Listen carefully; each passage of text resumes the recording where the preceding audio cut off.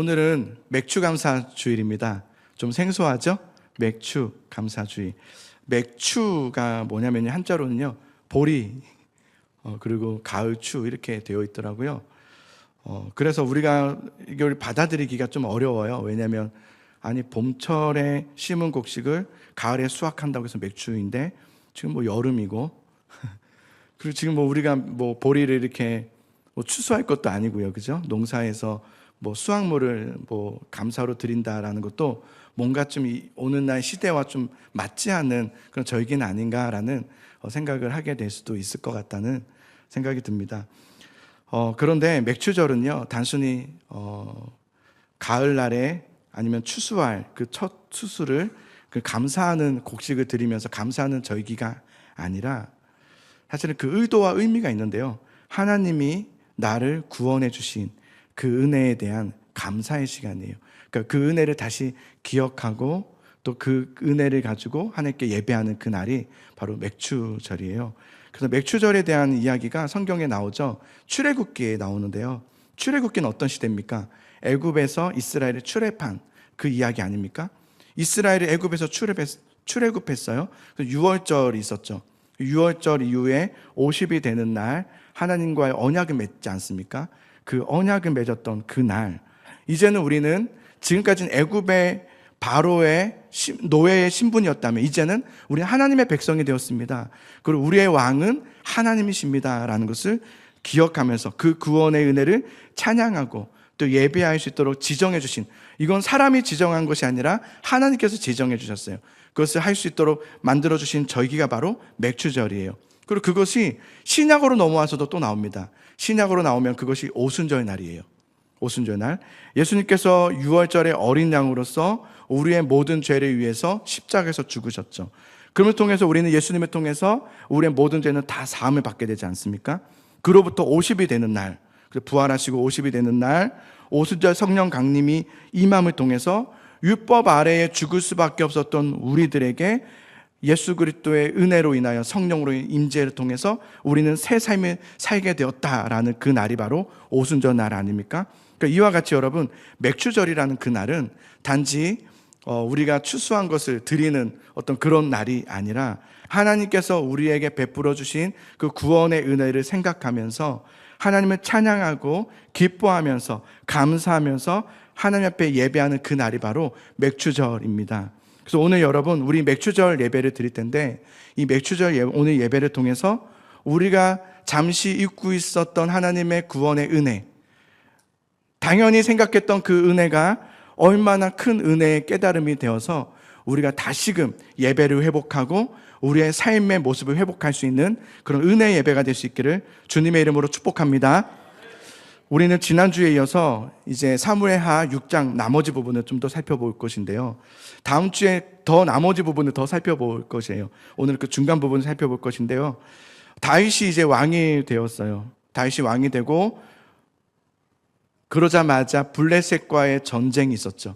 두 번의 전쟁에서 대승을 거두게 돼요. 블레셋은 이스라엘과는 굉장히 오랜 숙적의 관계였고요, 블레셋을 이긴다는 것은 엄청난 그 과업이었단 말입니다. 그런데 승리를 했어요. 얼마나 승승장구했겠어요? 그 승리에 이어서 다윗이 그 다음 했던 행보는 뭐냐면 오랫동안 우리가 잊고 있었던 잃어버린 벗궤를 찾아오자는 거였어요.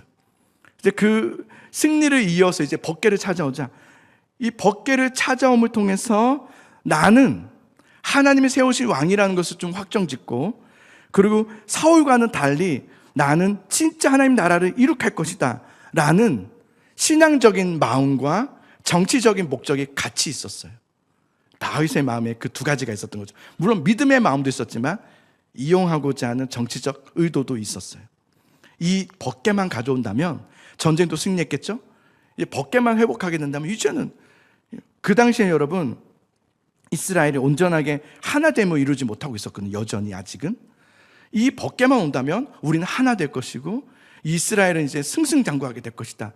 그리고 나의 지도력은 누구도 판단하거나 따르지 않는 일은 없을 것이다. 벗개가 찾아오기만 된다면 라는 마음으로 이제 벗개를 찾아오게 되는 것을 우리 보게 됩니다. 여러분, 벗개가 뭐냐면요, 한번 그림을 제가 한번 보여드릴게요. 벗개가 이렇게 생겼어요. 한 나무 이게 금으로 되어 있지만 사실은 나무 조각목으로 만든 것이고요. 조각목 위에다가 금을 입힌 거예요. 그리고 그 안에는 뭐가 있냐면 저 세 가지가 있어요. 십계명이 적힌 돌판, 아론의 쌍난 지팡이, 그리고 만나 이렇게 들어가 있단 말입니다. 그 안에 이제 그것이 들어가 있고, 또 저 궤를 이제 법궤라고도 하고, 오늘 성경에서는 하나님의 궤라고도 하고, 또 증거궤, 뭐 언약궤라고도 말합니다. 그리고 그 법궤 뚜껑 있죠. 뚜껑을 보면 그 뚜껑을 속죄소라고 하는데요. 속죄소 위에 보면 두 형상이 하나 있어요. 뭐냐면 그룹이라고 해서요, 천사예요. 두 천사가 서로 마주보고 있고 날개를 펴고 이렇게 있어요. 서로 마주보면서 하나님의 임재가 그 가운데 있었어요. 그곳을 그래서 시은좌라고도 하거든요. 성경에서는 시은좌라고 하는데, 시은좌라는 뜻이 뭐냐면 은혜를 베푸는 자리라는 뜻이거든요. 자, 출애굽기 25장을 보면 이렇게 말씀이 되어 있어요. 우리 같이 한번 출애굽기 25장을 읽어볼게요. 자, 시작. 속죄소를 궤 위에 얹고 내가 내게 줄 증거판을 궤 속에 넣으라. 거기서 내가 너와 만나고 속죄소 위 곧 증거궤가 있는 두 그룹 사이에서 내가 이스라엘 자손을 위하여 내게 명령할 모든 일을 내게 이르리라 라고 출애굽기에 이 법궤를 만들면서 하나님은 이것이 단순한 나무 상자가 아니다. 이것 통해서 나는 너희를 만남의 장을 만들 것이다 라는 것이 이제 법궤였단 말이에요. 그래서 법궤를 옮겨온다는 것은 다윗에게는 굉장히 중요한 일이었어요. 신앙적으로도 중요했지만 정치적으로도, 잃어버린 법궤를 찾아온다는 것은 나라적으로도 굉장한 효과가 있을 수 있는 일이었던 것이죠. 아직 이제 이스라엘이 화합하지 않은 상태였기 때문에 이것만 온다면 우리 화합하게 될 것이고, 우리 이스라엘은 이제 더욱더 하나가 되어서 나의 지도력에 따라서 이제 이스라엘이 나가지 않을까라는 그런 의도가 다윗 안에는 사실은 있었어요. 그래서 법궤를 운반할 때 보면요, 3만 병을 동원시켜요. 3만 명을 동원시키고 음악을 연주하게 하고 모두가 환호하게 하고, 그러니까 나라적 대대적인 행사로 만든 거죠. 나라 행사로 만들어서 생방송으로 전 국민이 볼 수 있도록 엄청난 행렬이었을 거란 말입니다. 그래서 그 행렬이 어떤 모습이었을까를 한번 찾아보니까 이런 모습이었을 것 같아요. 그림 보시면 이제 이게 아마 가장 적절하지 않을까 싶어요. 사람들이 길게 3만 명이 줄 서 있고 또 백성들도 다 나와 있었을 것이고요. 그리고 법궤는 이게 천으로 이렇게 가려져 있어요. 그리고 수레에 이렇게 끌어서 이제 이동하고 있었죠. 자, 그런데 법궤를 이렇게 운반하고 있을 때 수레를 끌던 소가 갑자기 막 뛰기 시작하는 거예요. 그러자 이제 수레에서 법궤가 점점점 밀려지면서 떨어지려고 하자 옆에 있었던 우사가 그 법궤를 딱 붙잡아요. 떨어지지 않게 하려고 붙잡는단 말이에요. 근데 그 붙잡은 것 때문에 그 자리에서 즉사하게 됩니다. 그 자리에서 행렬이 굉장히 기뻤고 환호성이 있었고 또 기쁨이 가득했던 그 행렬에 갑자기 죽음을 통해서 충격적으로, 그래서 그것을 다윗이 나중에는 베레스 우사라고 하거든요. 하나님이 치셨다, 하나님이 나오셔서 치셨다는 거예요. 모두가 그걸 보게 된 거예요. 악기는 멈췄고요, 행렬도 멈췄고요, 기쁨의 행사는 다 중단됐습니다. 취소된 거죠. 행사 취소. 이때 다윗의 반응이 어땠냐면 성경에 이렇게 나와요. 자, 8절과 9절의 말씀을 볼 텐데 아마 표시가 돼 있을 거예요. 잘 보세요. 8절과 9절 같이 읽습니다. 시작. 여호와께서 우사를 치심으로 다윗이 분하여 그곳을 베레스 우사라 부르니 그 이름이 오늘까지 이르니라. 다윗이 그날에 여호와를 두려워하여 이르되 여호와의 궤가 어찌 내게로 오리오 하고, 다윗이 지금 분하여 그리고 다윗이 두려워하여, 두려움과 분노와 불안감에 지금 다윗이 빠져 있죠. 왜 다윗은 이토록 분노하고 이 일을 통해서 분노하고 또 불안해하면서 두려워했을까? 여기에 대해서 팀 켈러 목사님이 계세요. 그분은 이렇게 말했어요. 우리가 지나치게 화를 내고 지나치게 불안해하고 위축될 때마다 사실 당신은 성경의 하나님을 모르거나 잊고 있거나 이해하지 못한 것이다 그랬어요. 우리가 어떤 일에 당할 때 그 일에 대해서 막 분노하거나 막 화를 내거나 아니면 두려워하거나 불안해하는 이유는 뭐냐면 우리가 그렇게 믿는다고 하는 그 하나님을 사실은 잘 모르기 때문이라는 거예요. 이건 여러분, 하나님을 잘 믿는 사람이나 믿지 않는 사람이나 다 똑같다는 거예요. 모든 사람은 어떤 일에 대해서 막 분노하기도 하고요, 불안해하기도 하고요, 두려워하기도 해요. 근데 그 이유는 하나예요. 내가 이렇게 화가 나는 이유, 내가 이렇게 불안한 이유, 내가 두려운 이유는 하나는 뭐냐면 딱 하나, 하나님을 모르기 때문이라는 거예요. 그는 하나님을 모르기 때문이다 라고 얘기하는 거예요. 그런데 그렇게 분노하고 불안해하면서 두려워에 떠있던 다윗이요, 14절 15절로 넘어가면 갑자기 막 기뻐하고 있고요, 춤을 추고 있고 노래하고 있고 찬양하면서 예배하는 모습이 나와요. 굉장히 8, 9절과 사뭇 다른 좀 대조적인 다윗의 변화된 모습이 나옵니다. 14절과 15절을 한번 보겠습니다. 두려워하던 다윗이 이렇게 말합니다. 이렇게 보입니다. 14절 15절 시작. 다윗이 여호와 앞에서 힘을 다하여 춤을 추는데 그때에 다윗이 베옷을 입었더라.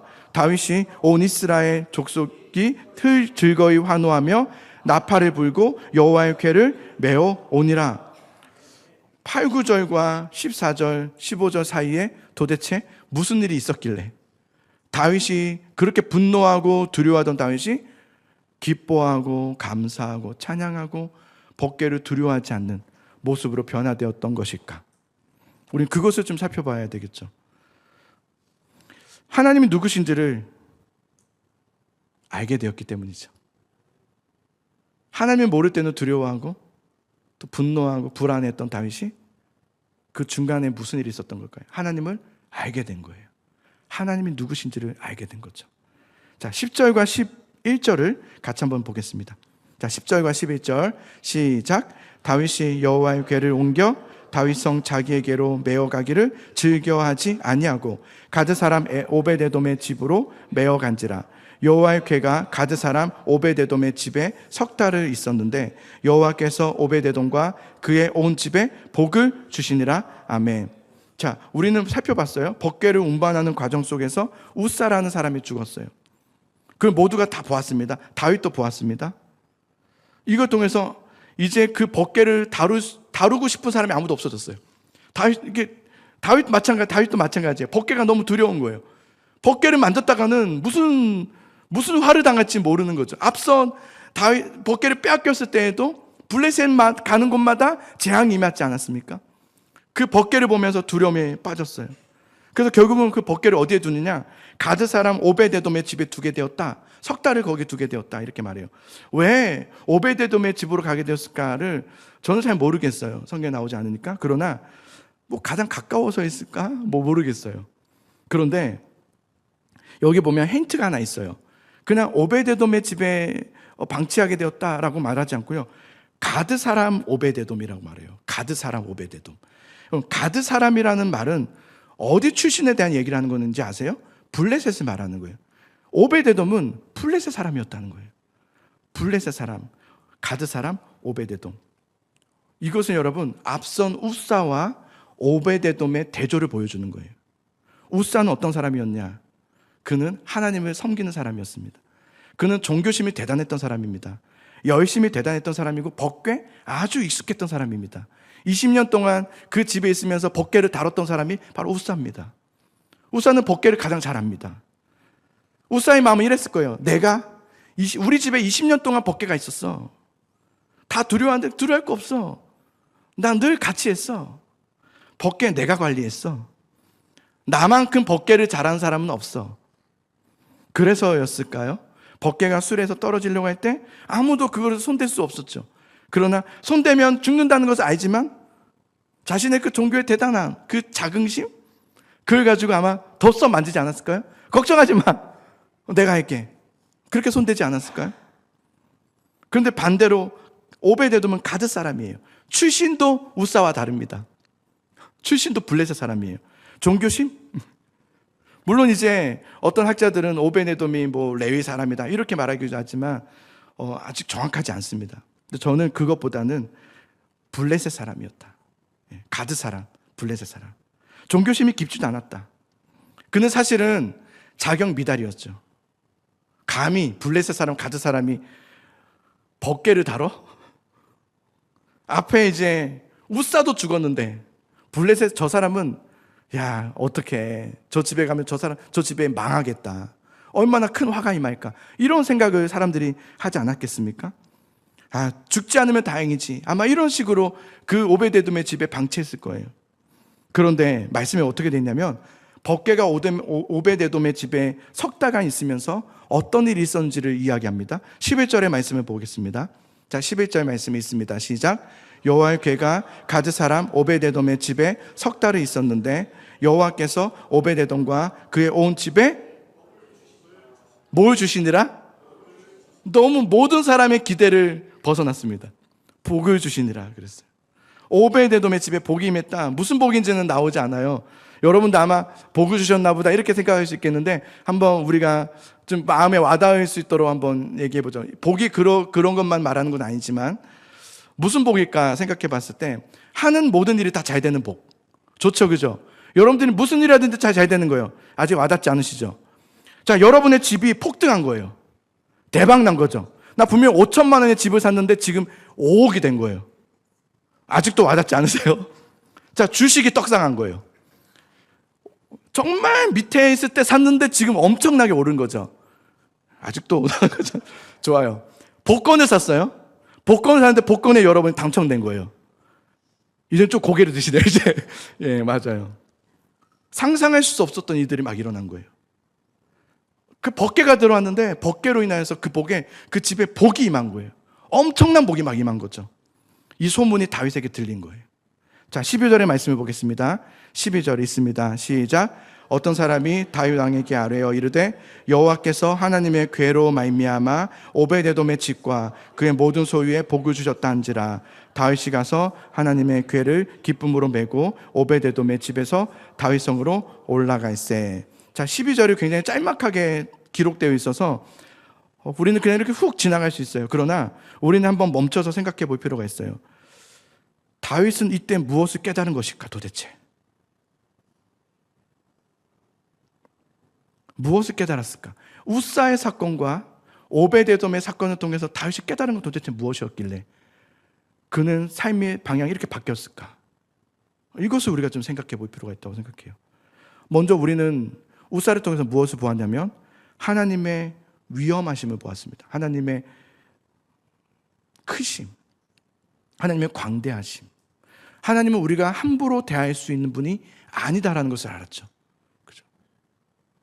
그럼 이것은 뭐냐면 단지 그래 맞아. 하나님은 함부로 하면 안 돼. 하나님 손대면 안 돼. 하나님 보면 죽어. 뭐 이런 이야기를 하는 것이 아니라 물론 그것도 맞지만 이걸 통해서 우리는 어떤 걸 생각하게 되냐면 그래 하나님은 우리가 어떻게 하냐에 따라서 다르게 행동하시는 분이 아니야 라는 것을 말하는 거예요. 다시 말하면 우리의 대단한 어떤 종교심과 나의 어떤 헌신과 나의 어떤 대단한 열심으로 하나님을 변화시키는 것은 아니야.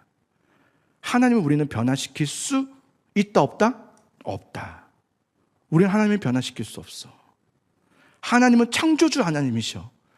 하나님은 우리가 함부로 다룰 수 있는 분이 아니야.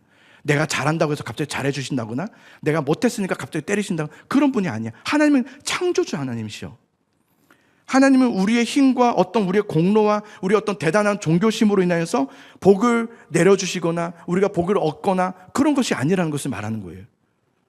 하나님 우리가 함부로 대할 수 있는 분이 아니라는 거예요.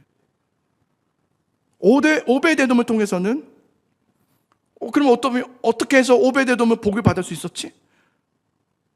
우사는 그래요. 그것에 대한 그 자만함과 하나님에 대한 그 잘못된 종교심을 가지고 맘졌기 때문에 죽었다까지는 이해가 돼요. 오베데돔은요.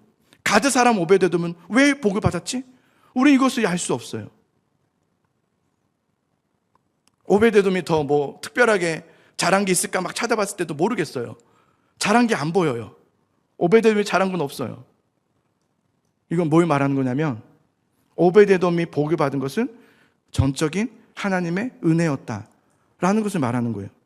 하나님은 우사의 사건과 오베데돔의 그 사건을 통해서 하나님은 어느 누구의 통제 속에 거하고 있거나 통제에 따라서 움직이거나 그런 분이 아니고 하나님은 창조주 하나님이시고 우리는 하나님을 함부로 대할 수 없는 분이시다라는 것을 알려주는 동시에 또 하나는 하나님은 용서 못할 죄가 없으시고 아무리 그가 블레셋의 가드 사람 출신이라 할지라도 하나님은 은혜를 베푸시는 하나님이시며 자비 하나님이시고 긍휼의 하나님이다라는 것을 보여주는 것이죠. 그 두 가지를 동시에 보여주죠. 그러니 우리에게 주는 메시지가 있죠. 너희는 우사와 같이 내가 좀 더 잘하면 하나님이 감동해서 더 복 주지 않으실까? 그런 식으로 너희들 나를 통제하려고 하지 마라. 나는 너희의 통제 속에 있는 하나님이 아니다 라는 것을 말하는 거예요. 너희는 나를 함부로 대하면서 너희의 필요에 따라서 나를 찾기도 하고 또는 버리기도 하면서 나를 사용하려고 하지 마라. 그것은 마치, 그런 신앙은 마치 이런 우사와 같은 신앙이라는 거예요. 법궤에 손대면 안 된다는 걸 알면서도 법궤가 떨어지려고 하니까 감히 손을 대는 것과 같은, 죽는 행위와 같은 거라고 말하는 거예요. 우사는 왜 법궤를 운반할 때에 수레에 실었을까? 설교를 준비하다가 문득 그런 고민이 들었어요. 그러게 왜 수레에 실었지? 물론 뭐 편리한 방법이었죠. 편리한 방법은 맞았죠. 그렇지만 저는 거기서 좀 더 플러스해서 한 가지 더 우리가 생각해 볼 것은, 수레에 법궤를 실었다는 것은 편리함과 동시에 자기의 의를 나타내는 행위였어요. 왜냐하면 여러분, 어느 날 수레하니까 아마 이제 여러분들이 아까 사진도 봤지만 그림도 봤지만 너무 보잘것없죠. 나무로 만든 바퀴도 얼마나 승차감 안 좋죠, 그죠? 너무 허름하고 나무로 만든 그런 수레로 우리는 생각할 수 있지만, 어느 날로 관점으로 보면 그렇지만 그 당시의 수레는 고가의 운반 수단이었어요. 굉장히 비싼, 아무나 할 수 있는 것이 아니었어요. 아무 짐이나 수레에 있는 게 아니에요. 우사는 자신의 최선을 다해서 최고의 운반수단, 고가의 운반수단을 동원해서 이 법궤를 운반함을 통해서 내가 이만큼 했으니까, 나는 이만큼 열심히 했고, 나는 이렇게 법궤를 소중하게 여기고 있으며, 나는 정말 하나님에 대해서 이렇게 대하고 있어 라는 것을 보여주는 자기의 의, 그것을 드러내고 있는 행위죠. 우리는 종종 믿음 생활을 할 때 이런 마음이 있습니다. 하나님, 내가 이렇게 했는데요, 내가 이렇게까지 했는데요, 내가 이렇게 헌금도 하고, 내가 새벽도 예배드리고요, 내가 이렇게 기도도 했는데, 내가 이만큼 했으니 당연히 하나님은 감동하셔가지고 나에게 은혜를 주셔야 되지 않습니까? 근데 왜 나에게 은혜를 주지 않으시는 겁니까? 왜 나를 돕지 않으시는 겁니까? 나 예배했잖아요, 나 기도했잖아요, 하라는 거 했잖아요, 왜 안 해주세요?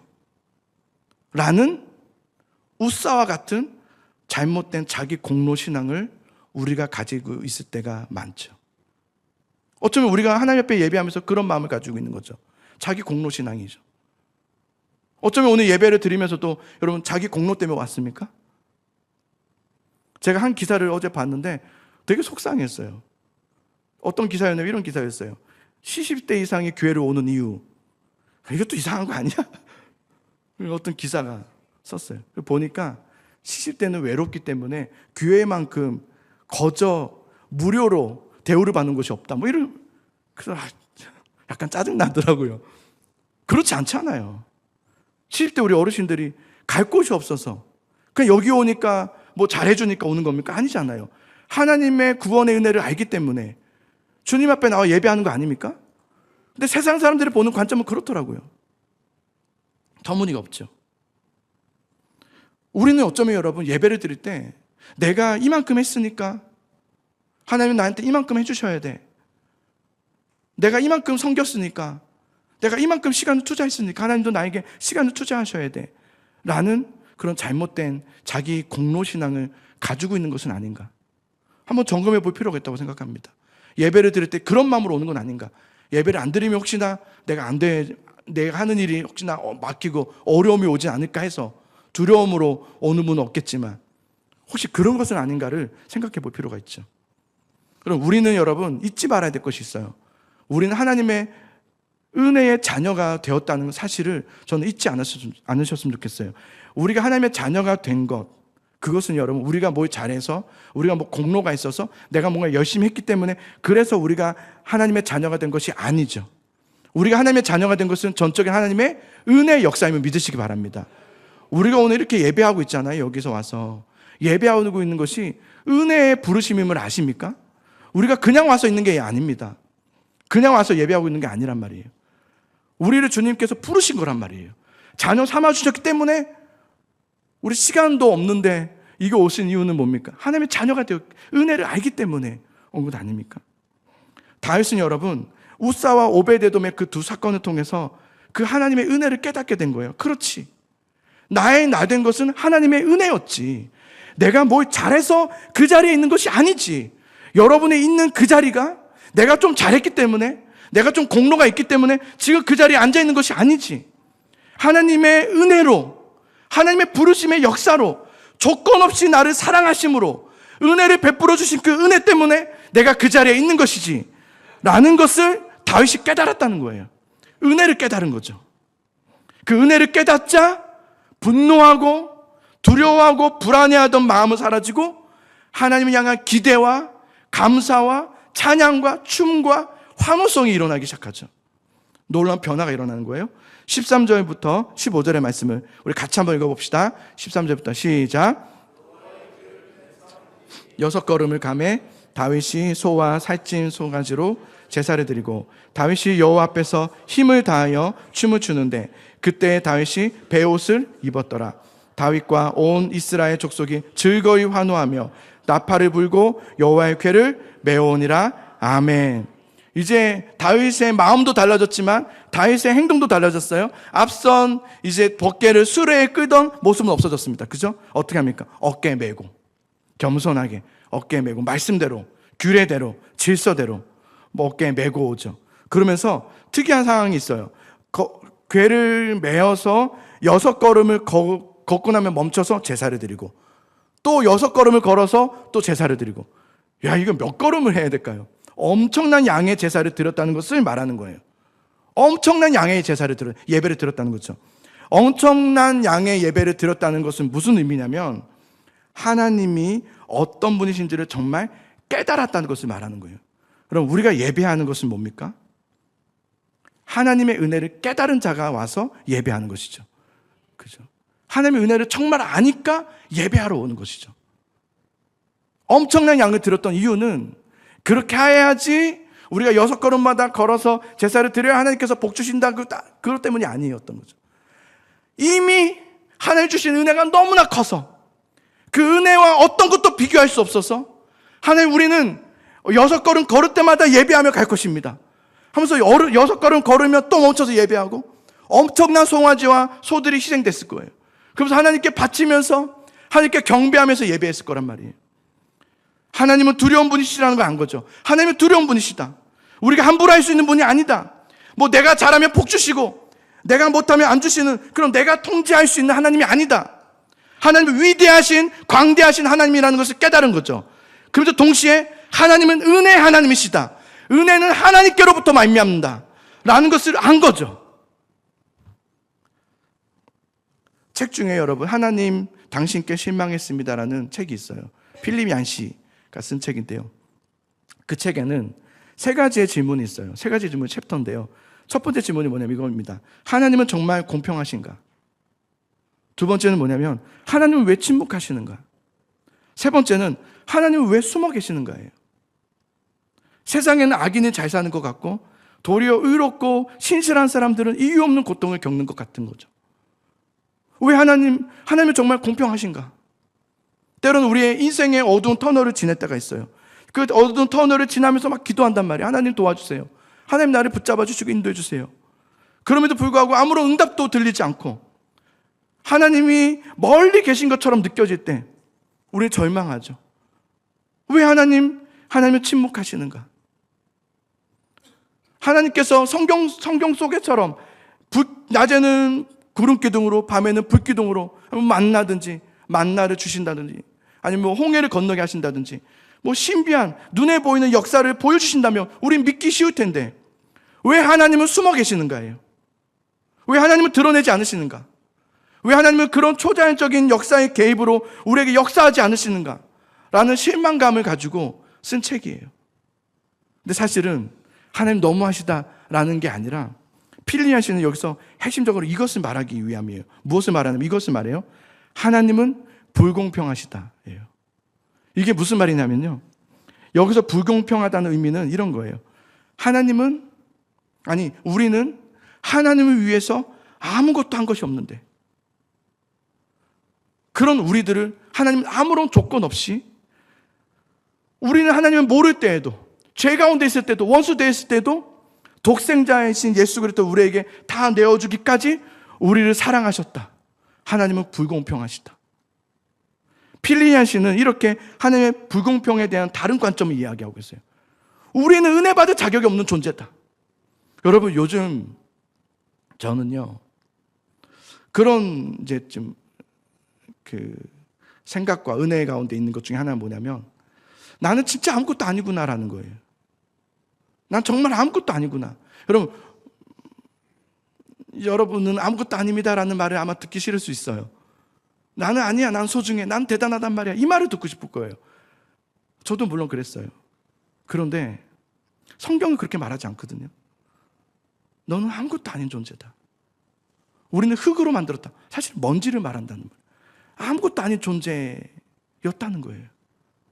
근데 제가 나는 정말 하나님 앞에 비참한 존재이고 아무것도 아닌 존재이고 나는 정말 아무것도 아닌 존재구나라는 걸 깨닫자 제 마음이 비참해지는 것이 아니라 은혜로 솟구치더라고요. 그렇지, 나는 아무것도 아닌 존재인 나를 하나님께서 왜 나를 사랑하셨지? 왜 나를 이렇게 붙드셨지? 우리가 이 자리에 이렇게 있는 것이 하나님의 은혜 아닌 것은 설명할 길이 없는 거예요. 그 은혜를 깨닫게 되더라고요. 나는 정말 아무것도 아닌 존재가 얼마나 제 마음을 평안하게 하는지, 그리고 더욱더 하나님의 은혜의 손길을 보게 하고 발견하게 하더라고요. 나는 지금까지 내가 대단하지, 그래도 내가 이만큼 했으면 대단한 거라고 생각했을 때는 하나님의 은혜가 보이질 않았어요. 나는 정말 아무것도 아닌 존재구나 라는 걸 깨닫자 하나님의 그 크신 손길이 보이더라고요. 주님이 여전히 나를 붙잡고 계시고 앞으로도 나를 이렇게 붙들어 주신다는 것에 대한 담대함이 생기더라고요. 평안함. 하나님은 우리의 고통을 멀리서 구경하시거나 지켜보는 분이 아니라 하나님은 어떤 분이셨냐?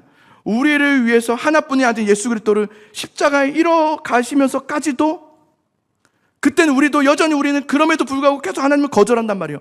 거절하고 하나님을 피하고 그런 고통을 하나님 받으시면서도 하나님은 우리를 사랑하기를 놓지 않으시고 계속해서 사랑하시며 우리보다 더 큰 고통을 겪으셨다. 이게 필리안 씨가 말하고자 하는 거예요. 우리 때로 내 뜻대로 되지 않는다고 막 불평해요. 하나님 왜 나를 돕지 않으시는 거냐고 실망하기도 하고 원망하기도 하고 오해하기도 하고, 그럼에도 불구하고 하나님은 여전히 완악한 인간들을 향해서 끊임없이 사랑함으로 포기하지 않으신다. 하나님은 불공평하시다 라는 것을 말하는 거예요.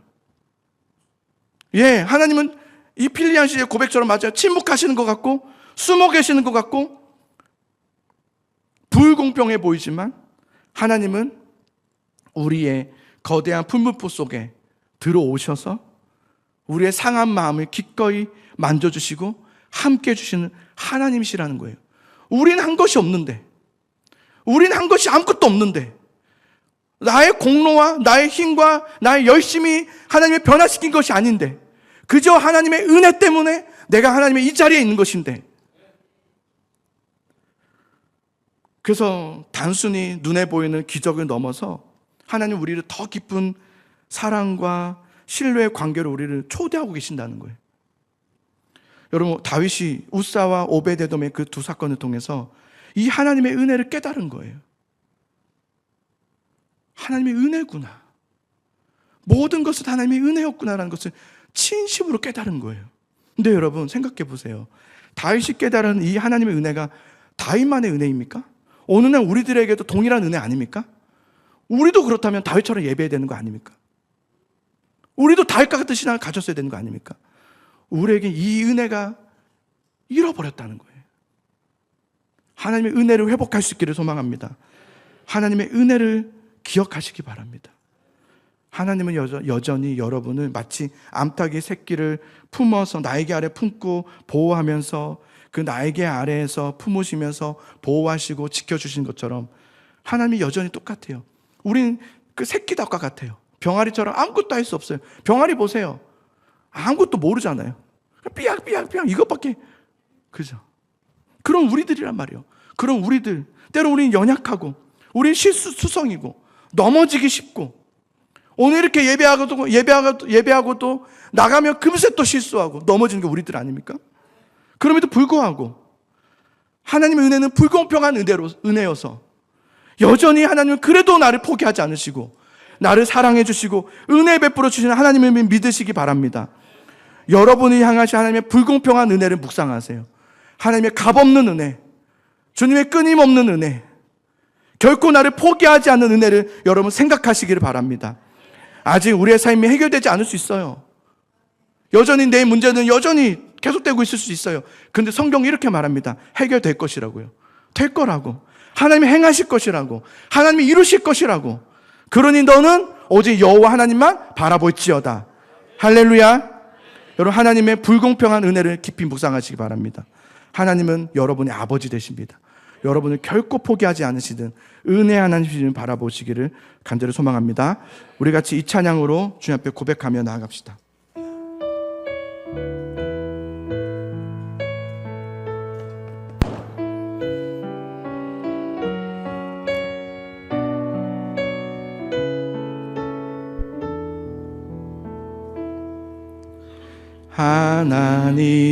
하나님의 그늘 아래 내 모든 것 다 내려놓고 나 잠잠히 주를 묵상하네. 그 놀라우신 은혜를 끝이 없는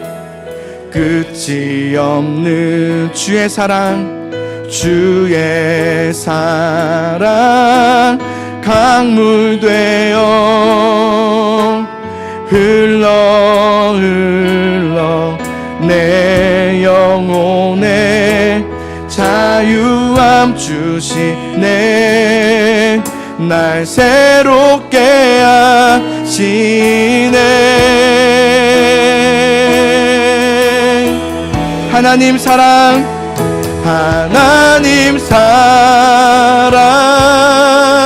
그 사랑 날 자유케 하네. 하나님 사랑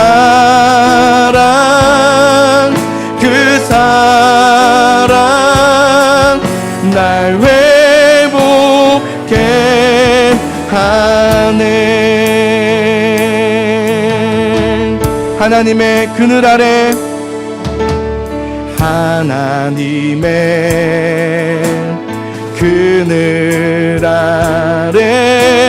내 모든 것 다 내려놓고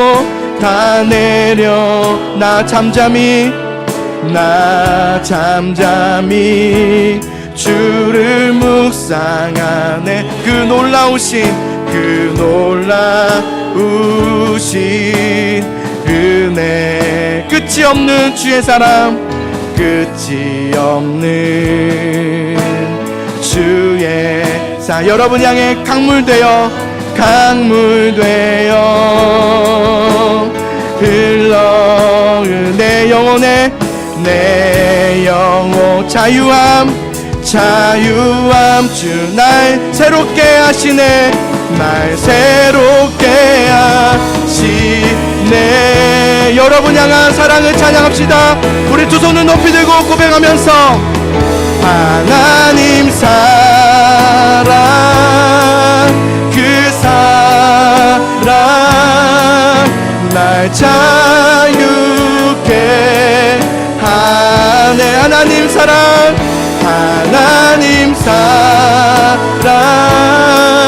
그 사랑 날 회복해. 하나님이 여러분을 사랑하십니다.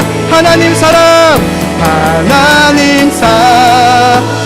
그 사랑 날 자유케 하네. 날 자유케 하나님 사랑 놀라운 그 사랑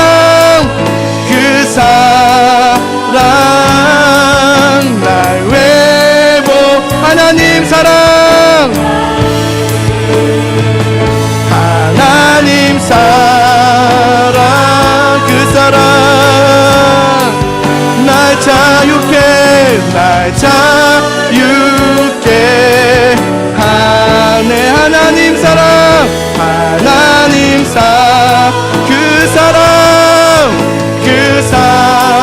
날 회복해 하네. 하나님의 사랑을 회복하십시오.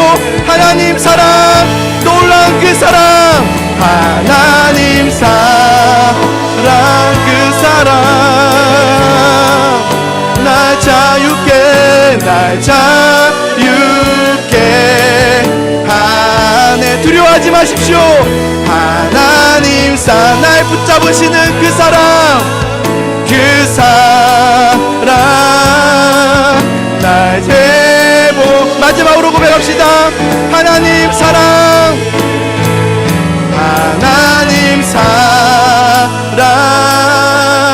그 사랑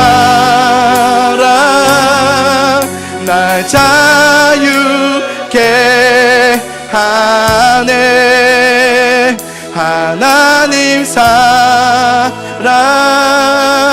그 사랑 날 회복케 하네. 우리 같이 기도할 때 여러분 두려우십니까? 염려가 있습니까? 근심이 있습니까? 내 마음을 화나게 하고 분노하게 합니까? 속상합니까?